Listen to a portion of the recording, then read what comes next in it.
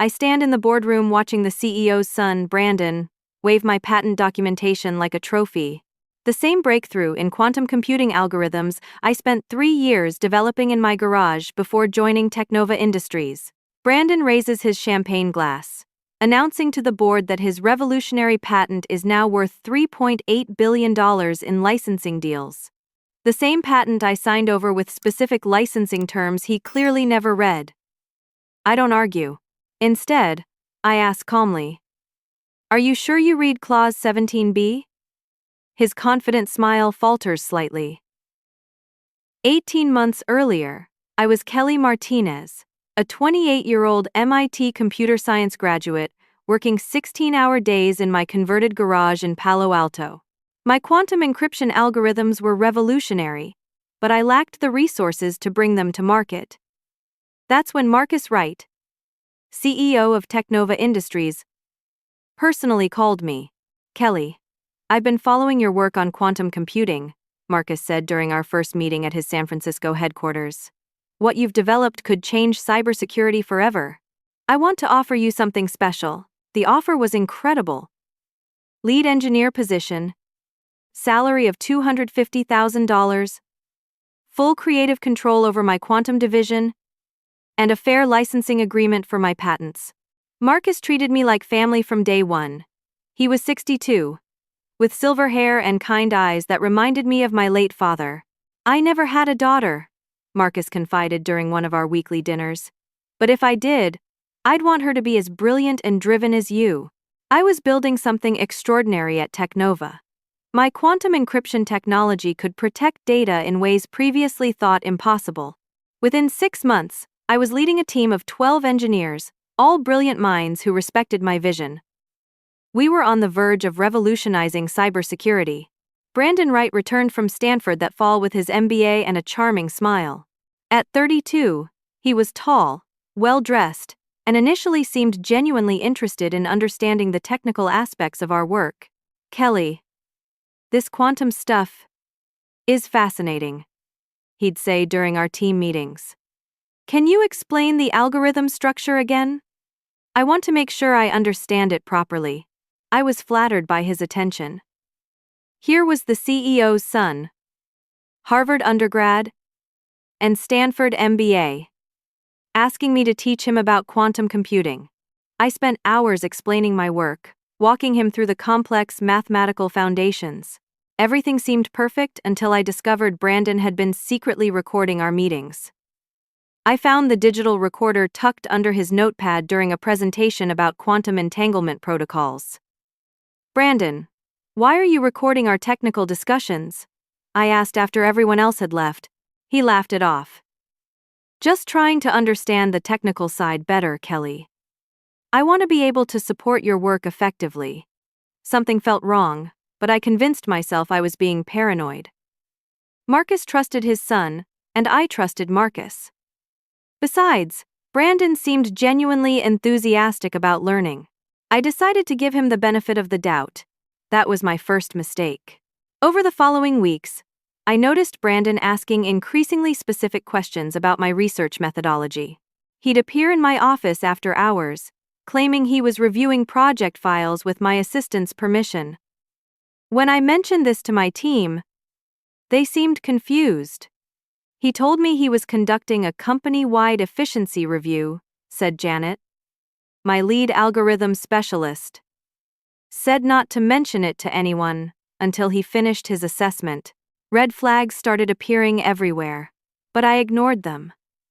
Marcus was like a father to me, and Brandon was his son. Family businesses operated differently, I told myself. Maybe Brandon was just eager to prove himself worthy of eventually running TechNova. The patent filing process seemed routine. Marcus insisted we file under TechNova's name for legal protection and funding purposes. I negotiated specific licensing terms, including several clauses that would protect my interests as the original inventor. The lawyers assured me these provisions were standard for inventor-employee agreements. Clause 17b is particularly important, I explained to Marcus during the signing. It ensures that if anyone falsely claims to have developed this technology, All rights revert to me as the original inventor. Marcus nodded absently, focused on other contract details. I assumed he understood the implications. 3 months later, everything changed during what I thought was a routine quarterly review. I arrived at the conference room to find the full board of directors, corporate lawyers, and several people I didn't recognize with cameras and recording equipment. "Kelly, please sit down," Marcus said, his voice strangely formal. "Brandon has something important to announce." The weeks leading up to that boardroom meeting had been filled with increasingly strange incidents that I should have recognized as warnings. Other department heads began asking me odd questions about Brandon's quantum project, as if he had been leading research parallel to mine. "Kelly, can you help me understand the timeline for Brandon's algorithm development?" asked Sarah from marketing during a casual hallway conversation. "I'm working on the press release for his breakthrough." My confusion must have shown because she quickly backtracked. "Oh, maybe I misunderstood." Never mind. These conversations became more frequent. People throughout TechNova seemed to believe Brandon was personally developing quantum computing innovations. When I tried to clarify that I was leading all quantum research, I got polite smiles and quick topic changes. The truth began emerging during a tech conference in Austin where I wasn't scheduled to speak. A former MIT classmate called me. Excitement in her voice. "Kelly, I had no idea you were working with Marcus Wright's son. Brandon's presentation on quantum encryption algorithms was incredible. You two make quite a team." My blood ran cold. "What presentation?" "At the Quantum Computing Summit last weekend, Brandon presented preliminary findings on quantum entanglement protocols for cybersecurity applications. He mentioned working closely with his technical team, but the way he explained the mathematical foundations was so sophisticated. You've clearly been an excellent teacher." I hung up and immediately researched the conference. There was Brandon, listed as a keynote speaker. Brandon Wright, Chief Innovation Officer, TechNova Industries. Revolutionary approaches to quantum encryption. Chief Innovation Officer? That title didn't exist when I joined TechNova. And those were my algorithms he was presenting. My 3 years of garage research, my mathematical breakthroughs. He was presenting them as if he'd developed them himself. When I confronted Brandon the next morning, he was ready with explanations. "Kelly, calm down. I was representing the company and promoting our innovations. Isn't that what we want? Recognition for TechNova's quantum computing leadership? You presented my work as if you developed it. I presented TechNova's work. We're a team, remember? Besides, I've been studying quantum computing extensively. I understand the technical aspects as well as anyone." His confidence was infuriating, but I noticed something else. He genuinely seemed to believe what he was saying. Brandon had convinced himself that studying my work gave him ownership of it. Marcus was increasingly absent due to what Brandon described as health issues. During my few conversations with the CEO, he seemed distracted and tired, often cutting our meetings short. "Brandon is handling more operational responsibilities while I focus on strategic planning," Marcus explained when I tried to discuss my concerns. "You should work with him on day-to-day matters." Meanwhile, corporate lawyers began asking detailed questions about patent ownership and development timelines. They wanted documentation proving who had developed what technologies, when. I provided extensive records of my garage startup work, my patent filings, and my employment history. "This is routine intellectual property documentation," the legal team assured me. "Standard practice for companies with valuable patents." But nothing felt standard anymore. Brandon was attending high-level meetings with executives from Google, Apple, Microsoft, and Amazon. When I asked about these meetings, he claimed they were preliminary discussions about potential partnerships. "Nothing concrete yet," he'd say with that confident smile. "Just exploring opportunities." The final warning came from an unexpected source. Patricia, a paralegal in TechNova's legal department, approached me in the parking garage one evening. "Kelly, I probably shouldn't be telling you this," she whispered, looking around nervously. "But there's something happening with your patents that doesn't feel right." She explained that Brandon had been working with external lawyers to prepare documentation, claiming he was the primary inventor of my quantum encryption technology. They were building a case based on his conference presentations, his recorded meetings with me, and testimony from colleagues who believed he understood the technology deeply enough to have developed it. They're planning something big, Patricia warned, something that's going to happen soon. You need to protect yourself. That night, I sat in my apartment reviewing every document, every contract, every email related to my employment at TechNova. I examined the patent filing paperwork with forensic attention, reading every clause and subclauses. And that's when I remembered Clause 17B. The boardroom that morning felt like a courtroom where I was both the defendant and the evidence. 12 board members sat around the polished oak table, along with 3 corporate lawyers, 2 people with cameras, and a woman I recognized as a tech journalist from Forbes. Brandon stood at the head of the table in his best suit, holding a folder thick with documents. His confidence filled the room like expensive cologne. "Thank you all for coming to this important meeting," he began, his voice carrying the authority he'd clearly been rehearsing.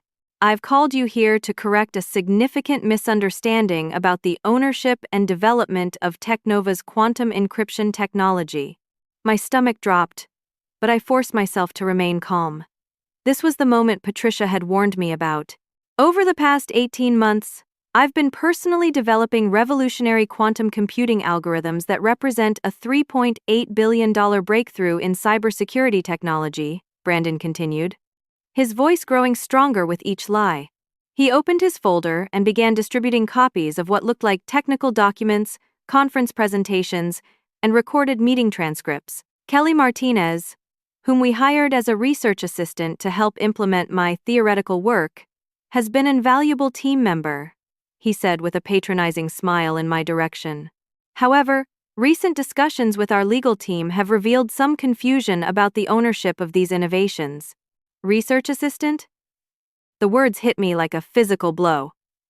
I'd been leading quantum computing research, managing a team of 12 engineers, and developing technology that would revolutionize cybersecurity.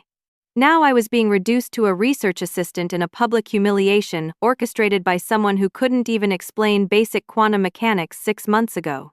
"As you can see from these documents," Brandon continued, passing around his fabricated evidence, "I've been presenting this technology at major conferences, meeting with industry leaders, and developing strategic partnerships based on my personal innovations in quantum encryption."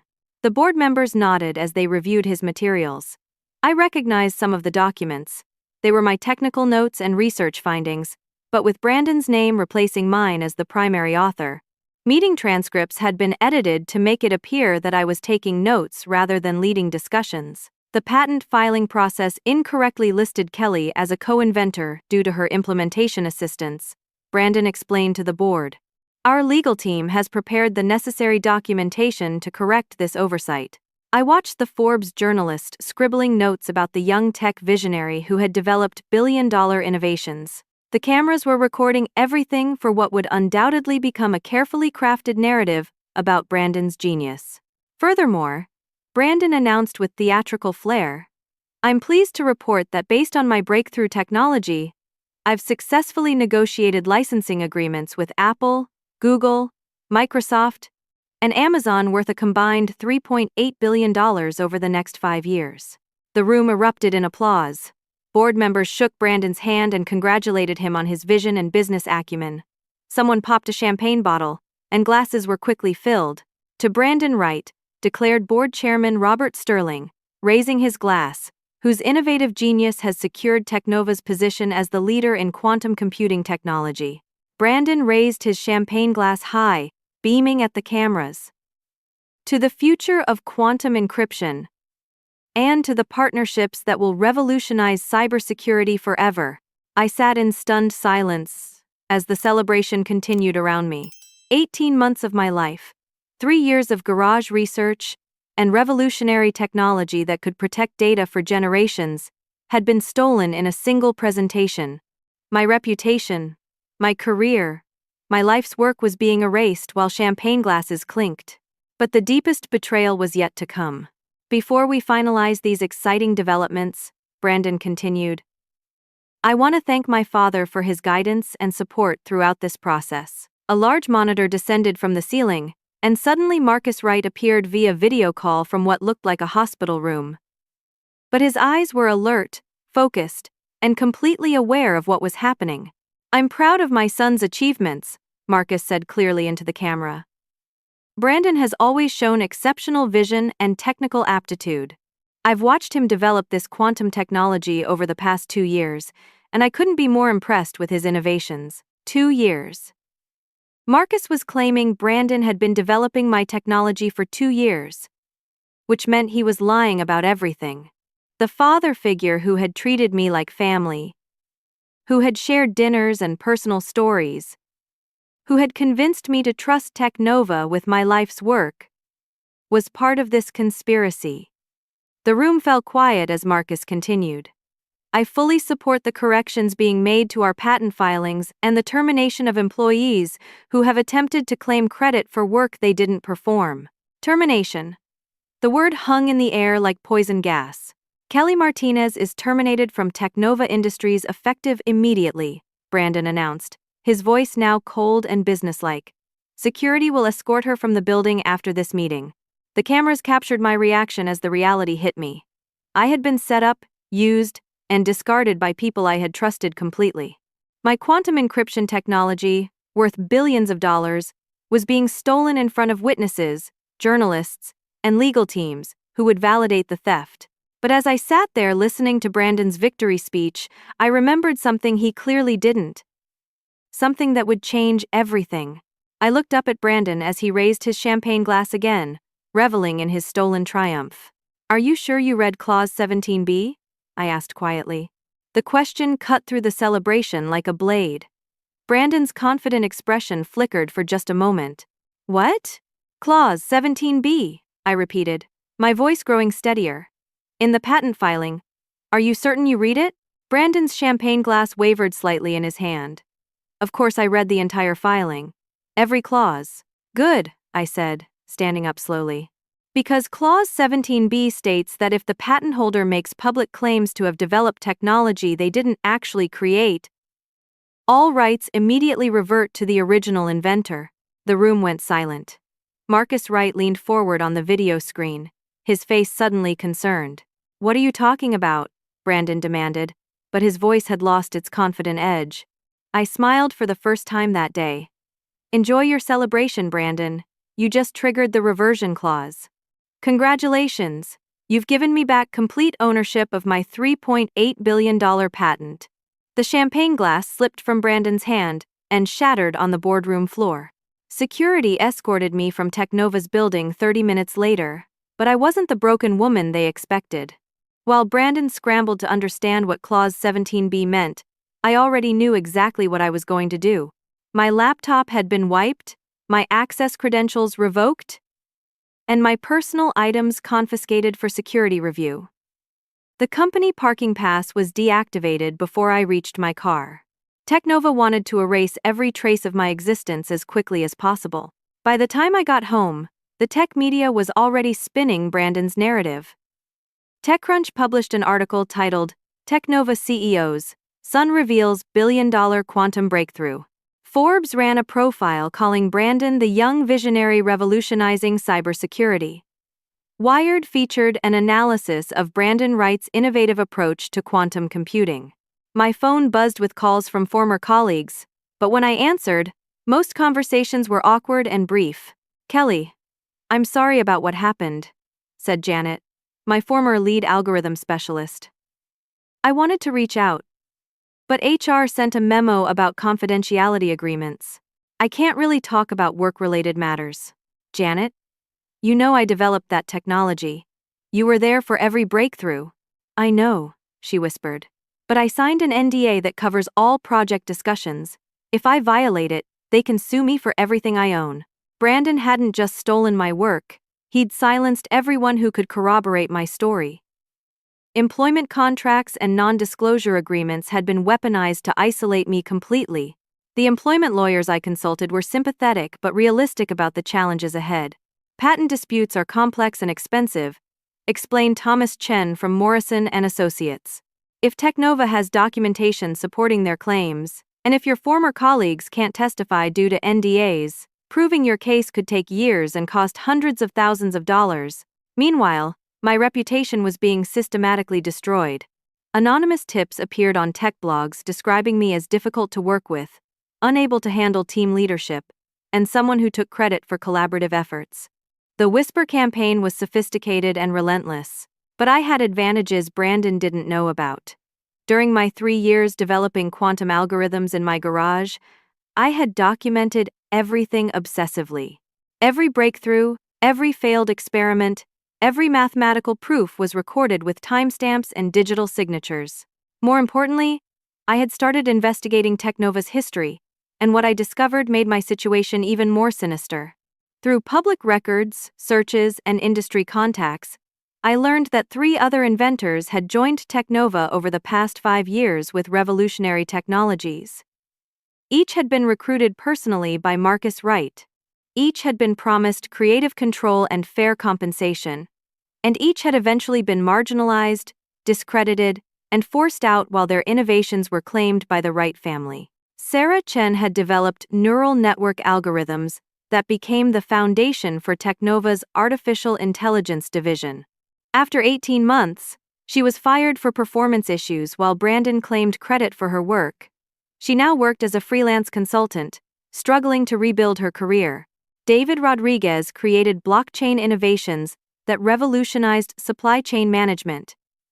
He was forced out during a corporate restructuring, while Wright became known as a blockchain visionary.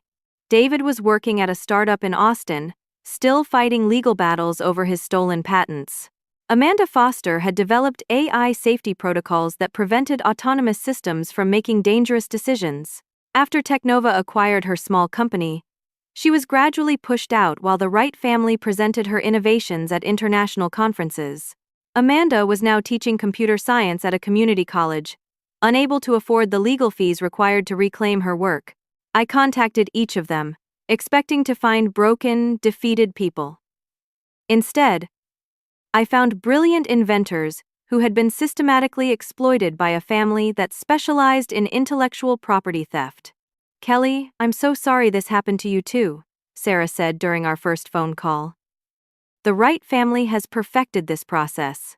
They target brilliant inventors who work alone, gain their trust, steal their innovations, and then destroy their credibility. "We tried to warn the industry," David added during our 3-way conversation. "But who's going to believe 3 failed entrepreneurs over Marcus Wright, the respected CEO of a billion-dollar company? They're very careful about legal protections," Amanda explained. "Everything they do is technically legal, just completely unethical. The contracts are designed to trap inventors, and the NDAs silence anyone who might testify on our behalf." But as we shared our stories, I realized something the Wright family had overlooked. None of us had given up. Sarah was still developing neural networks. David was creating new blockchain applications.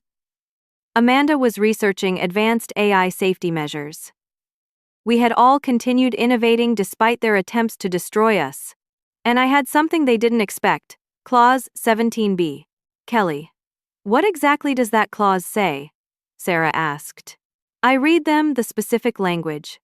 "If the patent holder publicly claims to have personally developed technology that was actually created by another party, all patent rights, licensing agreements, and associated revenue streams immediately revert to the original inventor upon presentation of adequate proof." "Holy shit," David whispered. "That's bulletproof. If you can prove Brandon didn't develop the technology, you own everything. And if I own everything," I realized, "then those licensing agreements he signed with Apple, Google, Microsoft, and Amazon are invalid. They're legally binding contracts for technology he doesn't own." Amanda laughed for the first time in our conversation. "Kelly, you didn't just escape their trap. You built your own trap."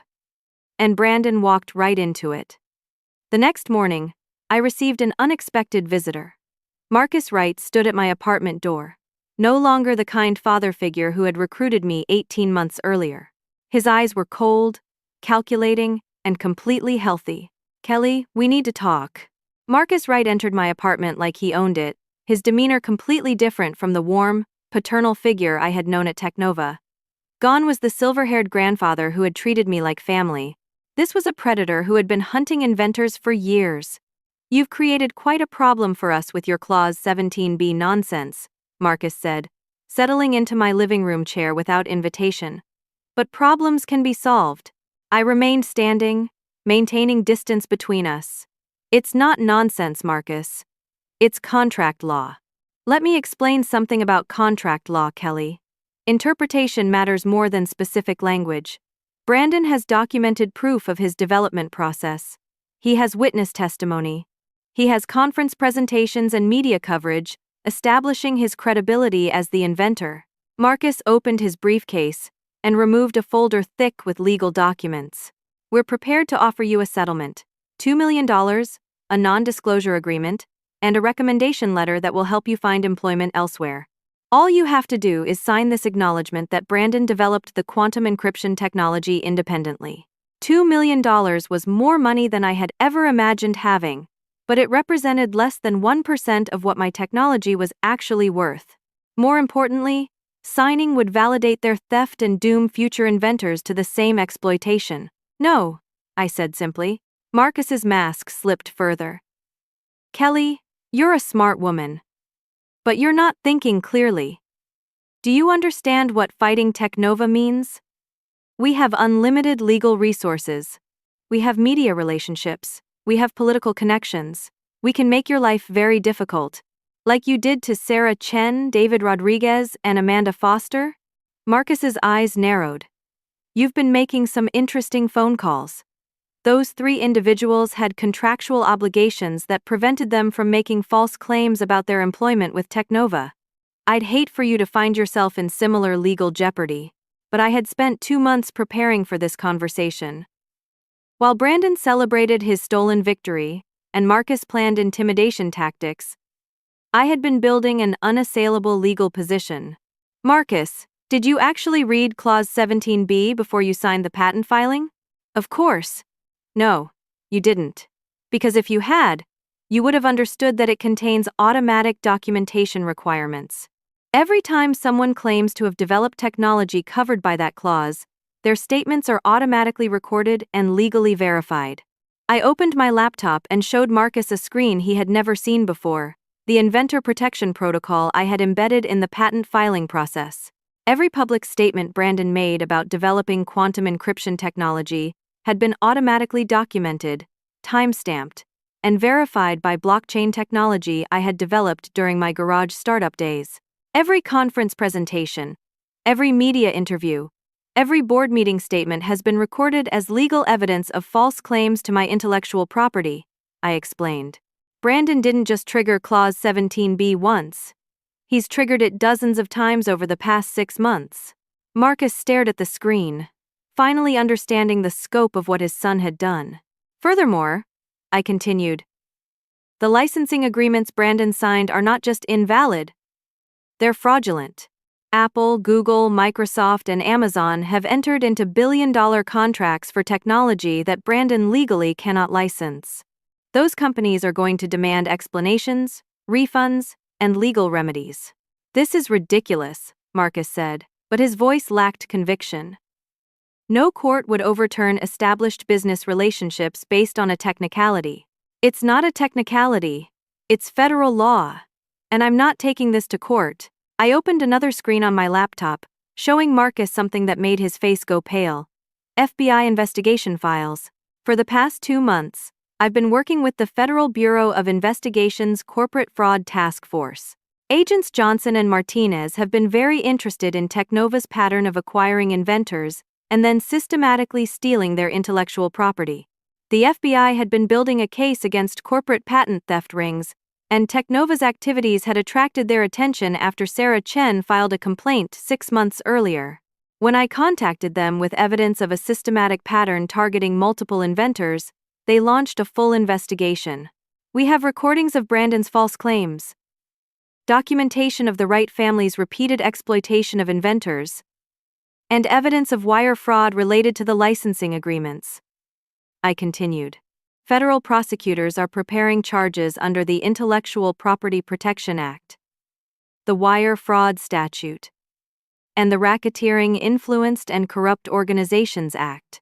Marcus stood up abruptly, his hands shaking slightly. "You're bluffing. Agent Johnson will be here in 15 minutes to interview you about your role in this conspiracy. You're welcome to wait." As if on cue, my phone buzzed with a text message. "On our way. Have Mr. Wright wait if he's there? Agent Johnson." Marcus headed toward the door, then turned back. "Kelly, you have no idea what you're dealing with. The Wright family has connections you can't imagine. We've survived challenges before." "Not like this one," I replied. "Because this time, you picked the wrong inventor." After Marcus left, I sat in my apartment reviewing the evidence I had compiled over the past 2 months. The automatic documentation system I had embedded in the patent filing wasn't just recording Brandon's false claims, it was building a comprehensive legal case that would revolutionize how intellectual property theft was prosecuted. Every email, every meeting, every presentation had been preserved with cryptographic proof of authenticity.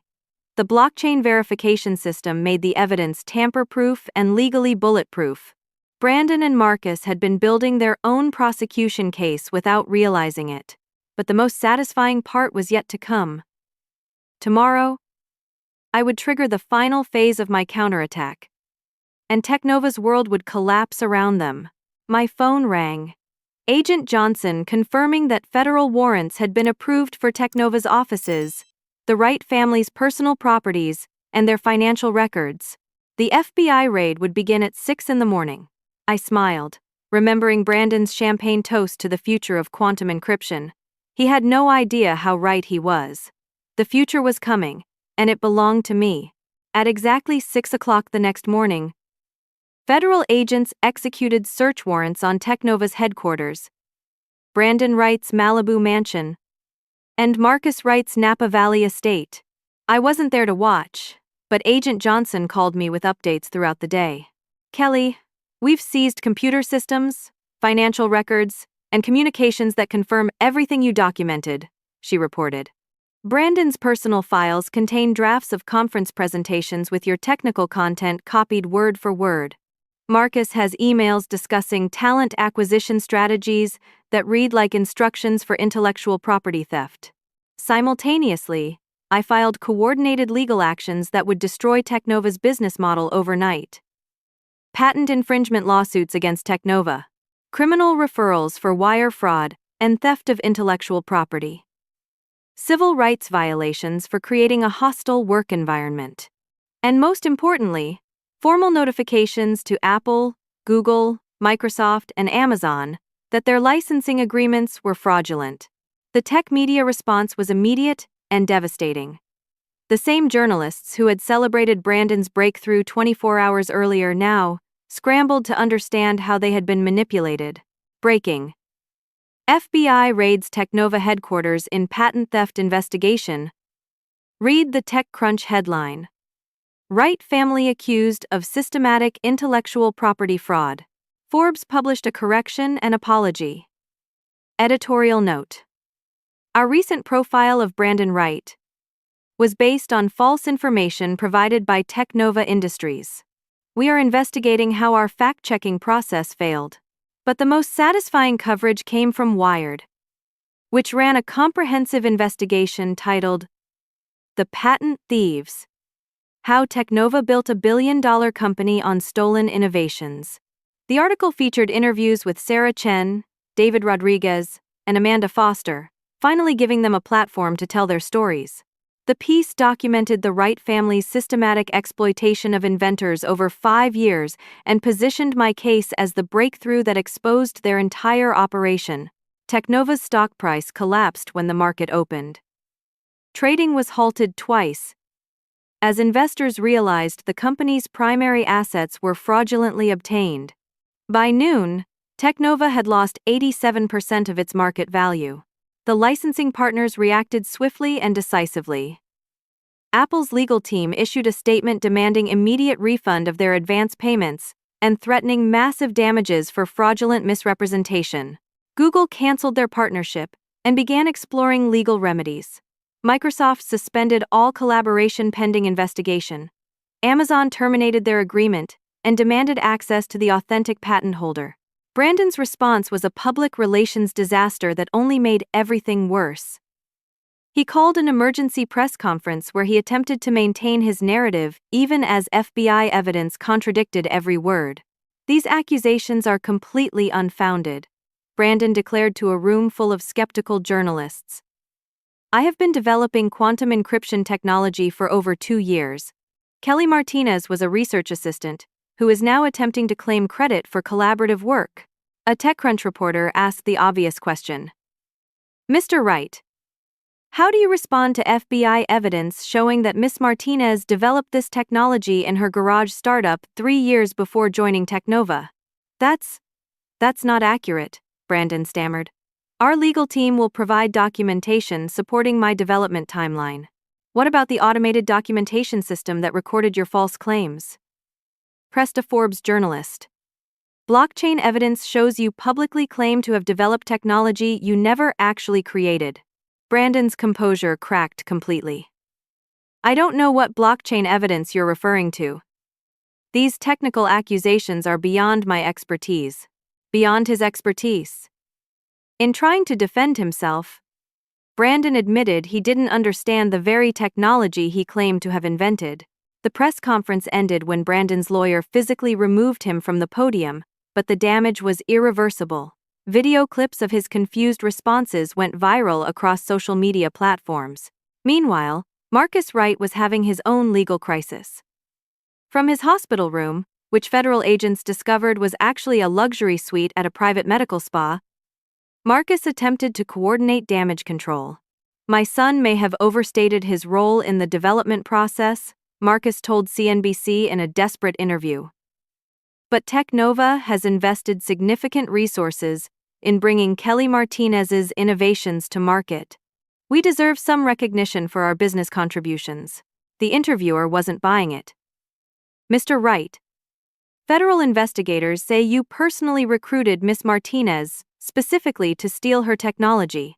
How do you respond to charges that this was a premeditated conspiracy? Those charges are. We'll address them through proper legal channels. But the legal channels were moving faster than Marcus could navigate them.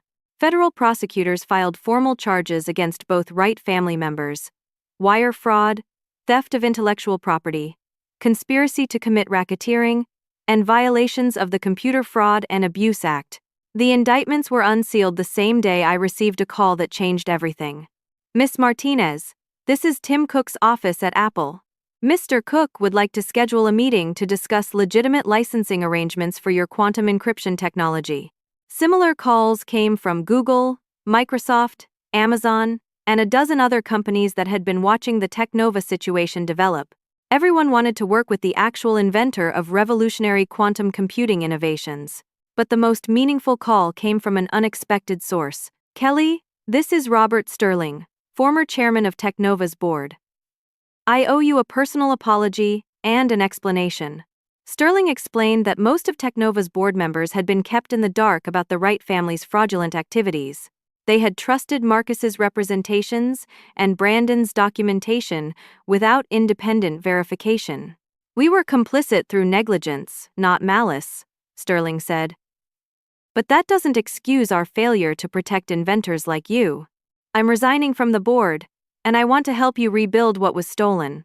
That evening, I sat in my apartment surrounded by legal documents, news articles, and contract offers from legitimate technology companies.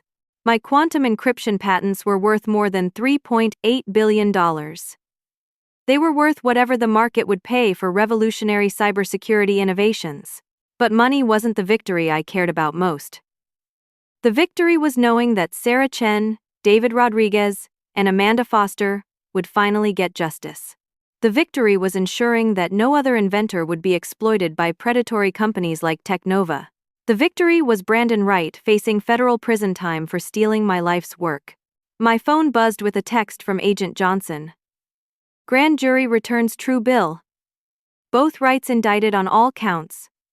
Trial date set for 3 months from now. Justice was coming, But the story wasn't over yet. 6 months later, I stood in federal court watching Brandon Wright accept a plea bargain that would send him to prison for 5 years and require him to pay full restitution to everyone his family had defrauded. Marcus Wright had already pled guilty to racketeering charges and agreed to forfeit all assets obtained through patent theft. "Your Honor," Brandon said during his sentencing hearing, "I want to apologize to Kelly Martinez and the other inventors my family wronged. I convinced myself that studying their work qualified me as a co-inventor, but I understand now that I was stealing their life's achievements." The apology felt hollow after months of legal battles, but it represented something important: public acknowledgement of what had been done to me and the other inventors. Judge Patricia Morrison was not impressed by Brandon's contrition. "Mr. Wright, you didn't just steal intellectual property. You systematically destroyed the careers and reputations of brilliant innovators whose only mistake was trusting your family. Your actions represent a particularly heinous form of white-collar crime." The 5-year sentence was longer than Brandon's lawyers had hoped for, but shorter than federal prosecutors had requested. More importantly, the case established legal precedents that would protect future inventors from similar exploitation.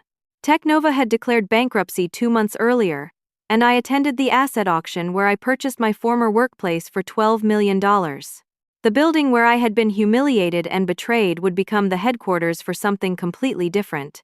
Quantum Innovations officially opens today, I announced to a room full of journalists, investors, and technology leaders. Our mission is to develop revolutionary computing technologies while maintaining the highest ethical standards in the industry. Sarah Chen, David Rodriguez, and Amanda Foster joined me as co-founders and equity partners. Each brought their stolen innovations back to a company that would treat inventors with respect and fairness. "We're not just building a technology company," Sarah explained during our opening presentation. "We're creating a new model for how the tech industry can support innovation without exploiting innovators." Our first product launch featured quantum encryption technology that surpassed everything I had developed at TechNova. The advances came from collaboration, not exploitation. When brilliant minds work together in an environment of trust and mutual respect, innovation accelerates exponentially. Apple became our first major licensing partner, paying $400 million for exclusive mobile device encryption rights. Google followed with a $600 million deal for cloud security applications. Microsoft, Amazon, and Facebook negotiated their own agreements, bringing our first-year licensing revenue to over $2 billion. But financial success wasn't the victory that mattered most. The victory was the congressional testimony I gave 6 months after Quantum Innovations opened. Honorable members of the House Technology Committee, I addressed the packed hearing room. Intellectual property theft doesn't just harm individual inventors. It undermines the innovation ecosystem that drives American economic leadership. My testimony led to the Kelly Martinez Inventor Protection Act, which requires public disclosure of patent ownership, creates criminal penalties for intellectual property fraud, and establishes federal support for inventors facing corporate exploitation. The bill passed with bipartisan support and was signed into law by a president who called it essential protection for American innovation. David Rodriguez and I had grown closer throughout the legal battles and business development process. What started as mutual support for fellow inventors became a partnership based on shared values and complementary technical expertise. "Kelly, you saved my career and my faith in the tech industry," David told me during our first official date, 6 months after Quantum Innovations opened. "But more than that, you showed me what ethical leadership looks like." Our relationship developed naturally from professional respect to personal connection. We understood each other's experiences with betrayal and exploitation, which made trust deeper and more meaningful. A year after the TechNova bankruptcy, Marcus Wright was released from federal prison after serving 18 months of a 3-year sentence. His assets had been liquidated to pay restitution to defrauded inventors, leaving him with nothing but the knowledge that his empire was built on theft. Brandon served his full sentence and was banned from holding corporate leadership positions for life. Upon his release, he issued a public statement acknowledging the full scope of his family's crimes and encouraging other tech companies to implement ethical safeguards. What my father and I did was inexcusable, Brandon wrote in a Wall Street Journal op-ed. We destroyed brilliant careers, stole revolutionary innovations, and corrupted the technology industry's promise of fair reward for innovation. I hope my story serves as a warning to other companies tempted to exploit inventors. But the most satisfying outcome was the transformation of my 3 former fellow victims into successful technology leaders. Sarah Chen's neural network innovations became the foundation for Quantum Innovations' artificial intelligence division. Her algorithms now power recommendation systems for major streaming services and help hospitals diagnose diseases faster than human doctors. David Rodriguez's blockchain technology revolutionized our approach to intellectual property protection. His innovations ensure that inventor credits are permanently recorded and tamper-proof, preventing future exploitation. Amanda Foster's AI safety research became crucial as our quantum computing applications grew more powerful. Her protocols ensure that our technologies are developed responsibly and deployed ethically. Together, we built something the Wright family never understood: a company culture based on collaboration rather than exploitation, innovation rather than theft, and justice rather than profit at any cost. 3 years after that humiliating boardroom meeting, Quantum Innovations went public with a valuation of $15 billion. I retained majority control while sharing ownership with my co-founders, employees, and research partners. During our IPO celebration, I thought about the journey from that moment when Brandon raised his champagne glass to claim credit for my work, to this moment when innovation and ethics had created something truly valuable, to the future of quantum encryption. I said, raising my glass to the brilliant minds who had built quantum innovations, and to the partnerships that will revolutionize technology while protecting the people who create it. The applause wasn't just for our financial success. It was for proving that treating inventors fairly and ethically doesn't limit innovation. It accelerates it beyond anything exploitation could achieve. Brandon Wright had claimed my $3.8 billion patent, fired me in a boardroom humiliation, and tried to destroy my career. By revoking his license and freezing TechNova's assets, I didn't just recover what was stolen. I built something far more valuable: a model for ethical innovation that protects creators while advancing human knowledge. Sometimes the greatest victory isn't just getting justice for yourself. Sometimes it's ensuring that justice becomes available to everyone who comes after you. The quantum encryption technology that began in my garage now protects millions of people's data, powers revolutionary computing applications, and generates resources that support the next generation of inventors. Brandon tried to steal my life's work, but he inadvertently gave me something more valuable: the motivation to change an entire industry. And that's a legacy worth more than any patent could ever be. What would you have done if someone stole your life's work and publicly humiliated you? Have you ever had to fight for something you knew was rightfully yours? Share your thoughts in the comments below. And don't forget to like this story if it inspired you to believe that justice is possible even when the odds seem impossible. Subscribe for more stories about people who refuse to let others steal their dreams. And share this with anyone who needs to know that fighting back against injustice can lead to victories beyond imagination. Thank you for listening to my story. And remember, sometimes the worst betrayal becomes the foundation for the greatest triumph.